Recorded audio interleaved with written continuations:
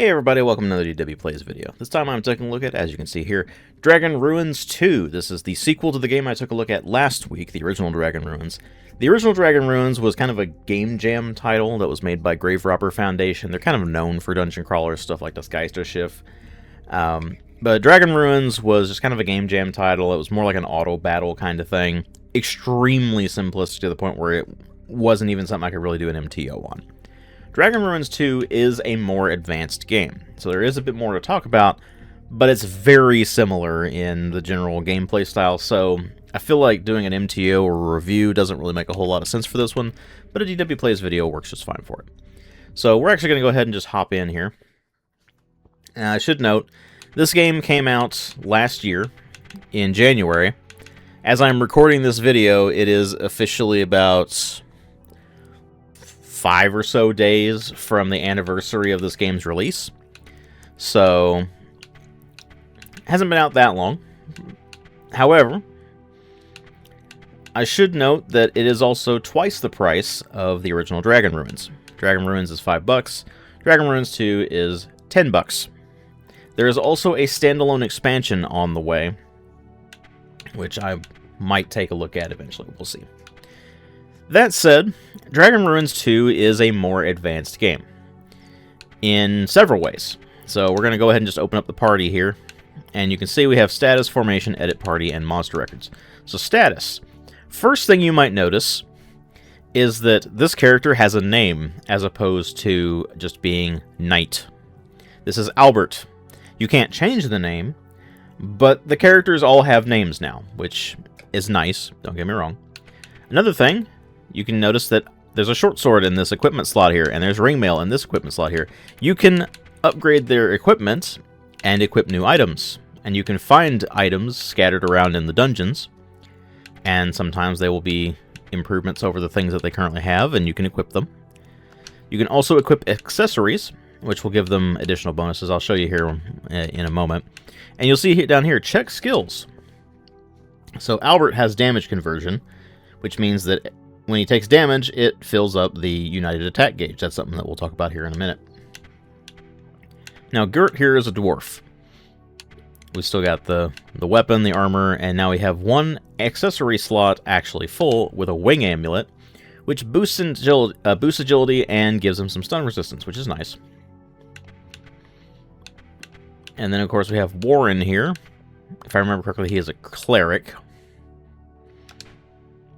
And he has a Dragon Eye, which boosts dexterity and gives him resistance to being blinded. Then we have Karis, the Warlock, who has a Ring of Magic, which just boosts magic. Karis inflicts poison. Warren restores 1 HP after winning in battle. And Gert reduces upgrade prices. He's also just tanky in general. There's also a formation. As you can see here, Albert, Gert, and Warren are kind of in the front line, and Karis is in the back line, which means less likely to be targeted by enemies and gets a bonus to defense. Karis has a ranged attack, so it's not really a problem. Warren, on the other hand, has a melee attack, so he would get attack and speed malices when in the back row. Excuse me a moment, my sinuses are acting up on me. Something else to look at here is monster records. So you can see we got kobolds, we got slimes, we got goblins. This is the only way you can know what the enemies you're fighting are, however, which is definitely a downgrade compared to the original Dragon Ruins. It doesn't show names on the interface when you're actually in the dungeon, which is kind of annoying. And it's also a bit difficult to tell exactly what's going on, but if you go into this monster records here, any enemy you have defeated will show up in here, and that can tell you what all their stats are and what their special ability is. And it also gives you some nice artwork for them. Still got that kind of PC 98, PC 88 art style, which is nice. If we go into the guild interface, I don't have enough gold to level up Albert, Gert, or Warren, but if I did have 100 gold for each of them, then I could do that. Same kind of thing as the previous game. Now, upgrade items is a little bit different in this compared to the previous game. As you can see, you get a choice. You could get a mace or a mace plus. And then you have the equipment interface and everything. You got upgraded chainmail, and all of the upgrades in this particular interface are going to be just straightforward upgrades. Things are a bit different when you're getting items from in the dungeon itself. Now, we have the Undead Uprising quest, and we have Narcs of the Forest. I am actually going to jump into this quest because I have not done it before. Now, the bar on the left is the United Attack gauge. Other things you notice, there are actual graphics now and animations for the dungeon itself. Looks pretty good, actually. Very retro style. You can go through doors by just walking into them. And as you can see, we just clobber the crap out of enemies automatically. There's even some set dressing, so to speak. This is a more interactive experience than the original Dragon Ruins, as will become clear a bit later on. Now, auto battle is still handled the same way, of course, as you can see. I'm not doing any inputs when these enemies are attacking and when I'm fighting the enemies themselves. And the general gameplay loop is pretty much the same. You just wander around the dungeons, you fight enemies, you get loot, you return to town, and you level up, you upgrade your equipment, stuff like that. Now Karis has leveled up, and now I need to go back and actually get somebody leveled up here, now that I have 100 gold to do it with. And you'll notice here, there is a day mechanic. I'm not sure if it actually matters, so something to keep in mind there. But now that I have 100 gold, I can upgrade any of these characters. I am going to go ahead and upgrade Karis.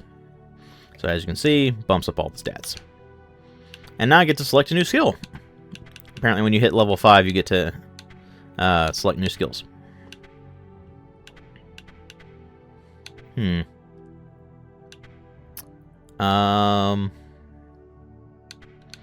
None of these are useful at all. I guess Pack Mule's the only one that's kind of useful. Now, unfortunately, with the trading post for all these items, which are pretty much the same as they were in the original game, I can't afford any of them, but I can show you what they are. So we have Medicine, which, as you can see here, revives fallen allies. It does this automatically. Warp Scrolls function like they do in the original game, where you are just in the dungeon somewhere, you use the Warp Scroll, it takes you back to town, and then when you go back in the dungeon, you just go back to wherever you used the Warp Scroll previously. Master Keys are used to unlock treasure chests, which is a very different thing from the original Dragon Ruins. So if I run across one, I will show it to you. But whenever you return to town, you automatically heal. That's part of the resting mechanic. So we'll just wander around here and see what else we can find and fight here. Just clobber some enemies. Yeah, Karis is in the back because Karis is squishy. I'm not entirely sure if Karis is supposed to be male or female. I don't know. The art is a bit ambiguous, so...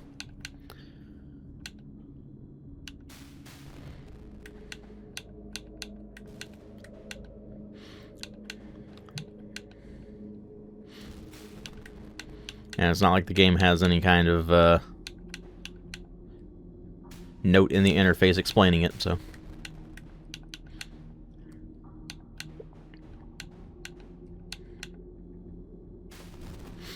we're just going to wander around and fight some enemies here. If I come across an enemy that is powerful enough, I can show you the United Attack gauge. Oh, we got some... got a good amount of gold here. Oh, I already went in there. Of course, this being a dungeon crawler, sometimes you can get turned around. Thankfully, there is an auto map. I've been messing around with some old school dungeon crawlers recently, and it has been a nightmare with the maps in those because they didn't have auto maps back then. But that's a subject for a different video. But as you can see here, we can open this chest with one of our master keys, and we get 66 gold. Nothing too shabby.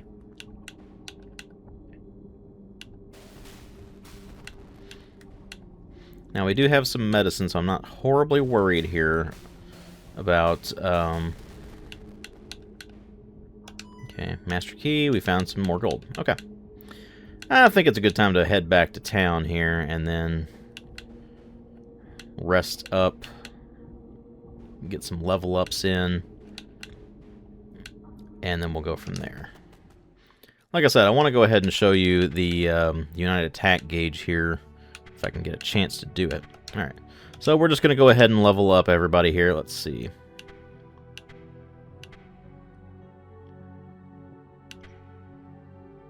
Oh yeah, whenever you... this is one thing of the day mechanic. Whenever you run across a character's birthday, they get a gift of some sort. Sometimes it's something they can use, sometimes it's something that is utterly useless for them. I am going to give him Bone Crusher. I'm going to give Gert... let's see here. I think Stun is a good option for that. And then Warren... let's see here.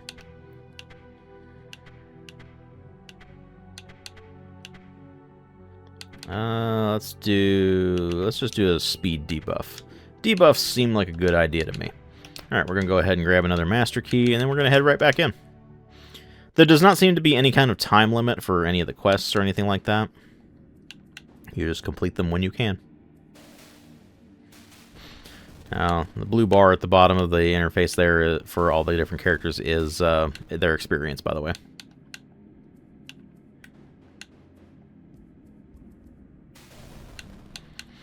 Now, of course, this party is leveled up a bit, so they're pretty capable. I have not really experimented with running a lower level party in the second quest yet. So, what do I mean by that? Well, I can show you here in a minute. Once I return to town here, I'll switch the party up, and you can see what I'm talking about there.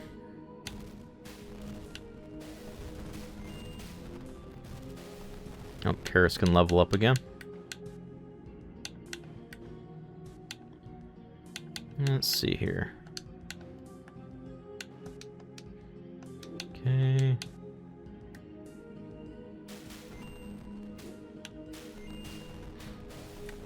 And here's another chest. We got 51 gold. Not getting too great with the chests here. That's just giving us gold, which is a bit disappointing. But as you can see, these enemies are not exactly pushovers against my party here. Alright, we're going to go ahead and head back to town. And I am going to switch the party out. And... oh, wait, never mind. Instead, I'm going to wander in here like an idiot. Because I wasn't paying attention.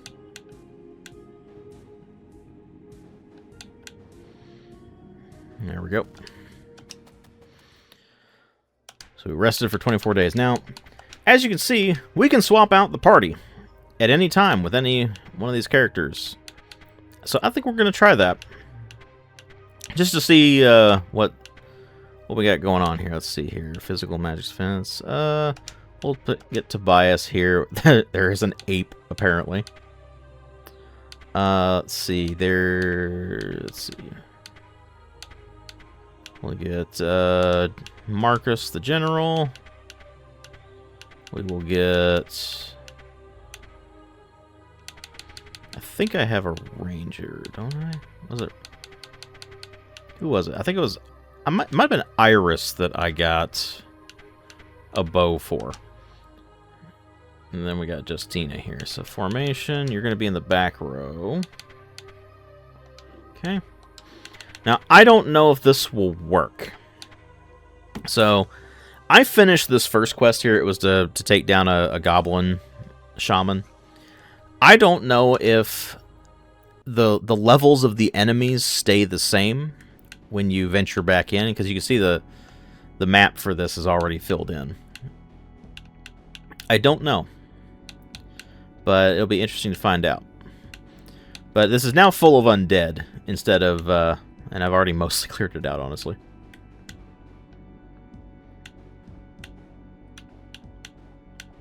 Let's see. I might have accidentally cleared the whole thing out. Oh, jeez. Nope, here we go. Okay, we'll see if these enemies are enough of pushovers for this party to be able to manage them. I don't know. They're taking some damage.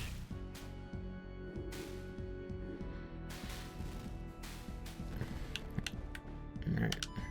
And we found some gold. Okay. But even just after one fight, a level 1 party has to run back to town. Because they're just so weak. So, the thing that concerns me is, because these quests basically repeat, it's Tobias' birthday, I get some gold, and oh, it's all their birthdays that we get some gold, apparently. I imagine it's because the birthday already passed in the year, and so, they just get stuff. Let's see, none of them can level up. Can I upgrade their equipment, though? I should be able to, actually. Let's see, you have... Go ahead and give you some armor. Now, Justina here has a weapon that I found in the dungeon. It's an old sword. It will curse enemies, which is kind of nice. We're just going to stick with some cheap weaponry here. I don't really know what a battle suit is.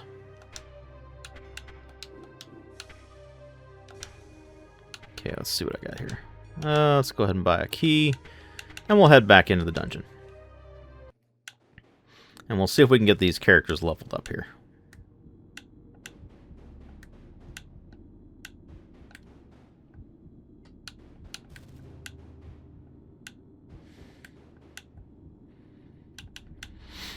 If I can find some enemies to level them up on. Poor Justina over here is just getting clobbered. Okay, they've all leveled up, or they've all hit the point where they can level up. Let me put it that way.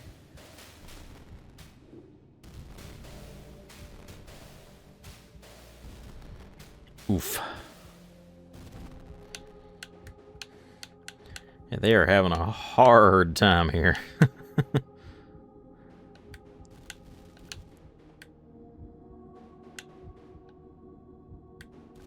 Oh, wrong way. Alright, we're going to head back to town here. I'm going to see if I can level any of them up. I don't know. A new year dawns. Oh, they got birthdays again. Interesting. Let's see here.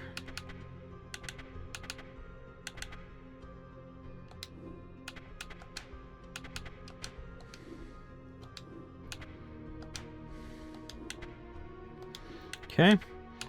Let's see here. They each need 25 gold, so I can definitely level them all up. Now that said, I'm actually going to go ahead and swap them back out for the main party here. Where are they? There's Albert. There's Gert. There's Warren. And there's Karis. Because I want to show you the United Attack system. Now, they're all high level enough to where I know they can handle anything that's in this quest. Oh, because it's a new year, all the enemies respawned, I guess. So we're just going to clear a path here, I guess.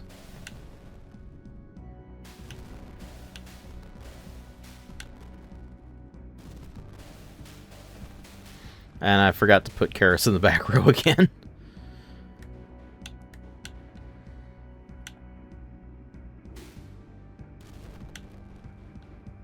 Okay. So that area there is the boss room. I'm going to go ahead and head back to town real quick so I can fix the very dumb mistake that I made with regards to the party formation. And so I can heal them up. But I can show you the system here. Hang on a second. Oh, no, Karis is in the back row already. Okay, never mind. Let's see here. Let's see. Okay, so they can level up once. Alright. So we're going to go clobber the boss of this area here, and I'm going to show you the United Attack System. So it's that meter that fills up on the left of the screen there. And it fills up very slowly. But when it does, finally open up, then you can hit the United Attack button, and you just do a whole bunch of attacks on the enemy all at once. Okay, so quest is completed now. We can head back to town and we will get our gold for the quest here. I'm actually going to go ahead and clear out the rest of the dungeon here just for the sake of some money. I don't have any more master keys. You can see the meter filling up over on the left there. It is quite slow.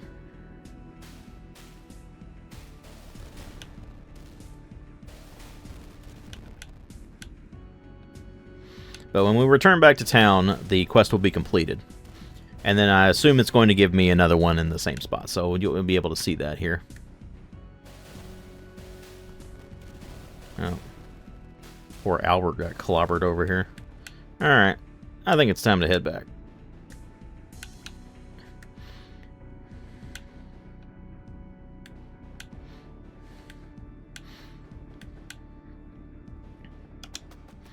Alright, and as you can see, thank you for bringing peace to our village once more. I have indebted to you, brave adventurers. So we got a whole bunch of gold for that, and yep, that went ahead and opened up the quest again.